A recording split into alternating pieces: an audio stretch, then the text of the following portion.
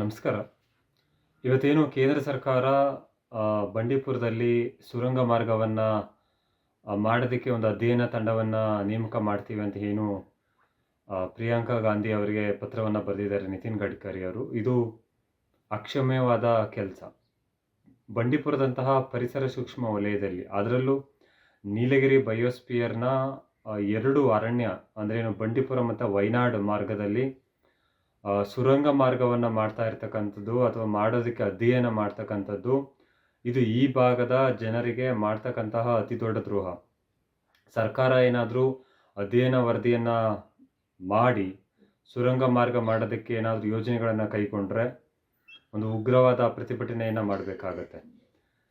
ನೋಡಿ, ಬಂಡೀಪುರ ಅನ್ನೋಂಥದ್ದು ಪರಿಸರ ಸೂಕ್ಷ್ಮ ಪ್ರದೇಶ.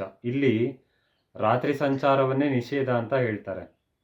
ಸುಪ್ರೀಂ ಕೋರ್ಟ್ ಸಹ ಇದನ್ನು ಹೈಕೋರ್ಟ್ ಆದೇಶವನ್ನು ಎತ್ತಿ ಹಿಡಿದಿದೆ, ರಾತ್ರಿ ಹೊತ್ತು ಸಂಚಾರ ನಿಷೇಧ ಆಗಬೇಕು ಅಂತ ಹೇಳಿ. ಸಂಚಾರ ನಿಷೇಧ ಇರ್ತಕ್ಕಂಥದ್ದು ರಾತ್ರಿ 9ರಿಂದ ಬೆಳಿಗ್ಗೆ 6 ಗಂಟೆ ತನಕ. ಅದನ್ನು ಬಿಟ್ಟರೆ ಬೆಳಿಗ್ಗೆ 6 ಗಂಟೆಯಿಂದ ರಾತ್ರಿ 9 ಗಂಟೆ ತನಕ, ಅಂದರೆ ಸುಮಾರು ದಿನಕ್ಕೆ 15 ಗಂಟೆಗಳ ಕಾಲ ವಾಹನ ಸಂಚಾರ ಇರುತ್ತೆ.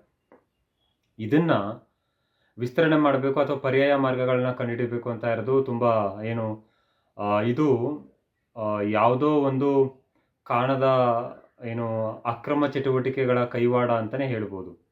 ದಿನದ ಬೆಳಿಗ್ಗೆ 15 ಗಂಟೆಗಳ ಕಾಲ ವಾಹನ ಸಂಚಾರ ಇದ್ರೂ ರಾತ್ರಿನ ವಾಹನ ಸಂಚಾರ ಮಾಡೋಂಥ ಅವಶ್ಯಕತೆ ಏನಿದೆ? ಎಲ್ಲೋ ಮಾಫಿಯಾಗಳಿಗೆ ಅಥವಾ ಎಲ್ಲೋ ಮರಳು ಗಣಿಗಾರಿಕೆ ಮಾಡೋ ಅಂಥವ್ರಿಗೆ ಅಥವಾ ಅಕ್ರಮ ಚಟುವಟಿಕೆಗಳನ್ನು ಮಾಡೋ ಅಂಥವ್ರಿಗೆ ಮಾತ್ರ ರಾತ್ರಿ ಸಂಚಾರ ಬೇಕಿರ್ತಕ್ಕಂಥದ್ದು. ಅದನ್ನು ಬಿಟ್ಟರೆ ಇನ್ಯಾರಿಗೂ ಬೇಕಿಲ್ಲ. ಅದು ಅಲ್ಲದೆ ಕರ್ನಾಟಕ ಸರ್ಕಾರ ಈಗೇನು ಮಾಡಿದೆ, ಕೇರಳಕ್ಕೆ ಪರ್ಯಾಯವಾಗಿ ರಸ್ತೆಯನ್ನು ಕಲ್ಪಿಸ್ಕೊಟ್ಟಿದೆ. ಈಗೇನು ಬಂಡೀಪುರದ ಮೇಲೆ ಕೇರಳಕ್ಕೆ ರಸ್ತೆ ಇತ್ತು, ಅದನ್ನು ಕುಟ್ಟ ಮಾರ್ಗವಾಗಿ ರಸ್ತೆಯನ್ನು ವಿಸ್ತರಣೆ ಮಾಡಿ ಸುಸಜ್ಜಿತವಾದ ರಸ್ತೆಯನ್ನು ಮಾಡಿಕೊಟ್ಟಿದೆ. ಆದರೂ ಸಹ ಬಂಡೀಪುರನೇ ಬೇಕು, ಬಂಡೀಪುರದ ಮೂಲಕನೇ ಹೋಗಬೇಕು ಅಂತ ಇರೋದು ಇದು ಎಲ್ಲೋ ಒಂದು ಕಡೆ ಕರ್ನಾಟಕದ, ಅದರಲ್ಲೂ ಚಾಮರಾಜನಗರ ಜಿಲ್ಲೆಯ ರೈತರಿಗೆ ಮಾಡ್ತಕ್ಕಂತಹ ದ್ರೋಹ. ಬಂಡೀಪುರದಲ್ಲಿ ಏನಾದರೂ ಸುರಂಗ ಮಾರ್ಗಗಳನ್ನು ಮಾಡಿದ್ರೆ ಇಲ್ಲಿರ್ತಕ್ಕಂತಹ ನದಿ ನೀರಿನ ಹರಿವು ಮತ್ತು ಭೂಪ್ರದೇಶ, ಅದ್ರ ಜೊತೆಗೆ ವೈನಾಡನ್ನ ನೋಡ್ತಾ ಇರ್ಬೋದು. ವೈನಾಡ್ ಈಗ ಆಲ್ರೆಡಿ ಭೂಕುಸಿತ ಆಗ್ತಾ ಇದೆ. ಅಂತಹ ಜಾಗದಲ್ಲಿ ಸುರಂಗ ಮಾಡೋಂತಹ ಪ್ರಮೇಯ ಏನಿದೆ? ಹಾಗಾಗಿ ಯಾವುದೇ ಕಾರಣಕ್ಕೂ ಕೇಂದ್ರ ಸರ್ಕಾರ ಮತ್ತು ರಾಜ್ಯ ಸರ್ಕಾರ ಸುರಂಗ ಮಾಡೋದಕ್ಕೆ ಅಥವಾ ಸುರಂಗ ಮಾಡುವ ಅಧ್ಯಯನ ಮಾಡೋದಕ್ಕೇ ಅವಕಾಶವನ್ನು ಕೊಡಬಾರ್ದು. ನೀವೇನಾದರೂ ಅಧ್ಯಯನ ತಂಡ ಮಾಡಿ ಅಧ್ಯಯನ ತಂಡವನ್ನು ಬಂಡೀಪುರಕ್ಕೆ ಕಳಿಸ್ತೀವಿ ಅಂದರೆ ನಮ್ಮ ಒಂದು ದೊಡ್ಡ ಪ್ರತಿರೋಧ ಇದೆ.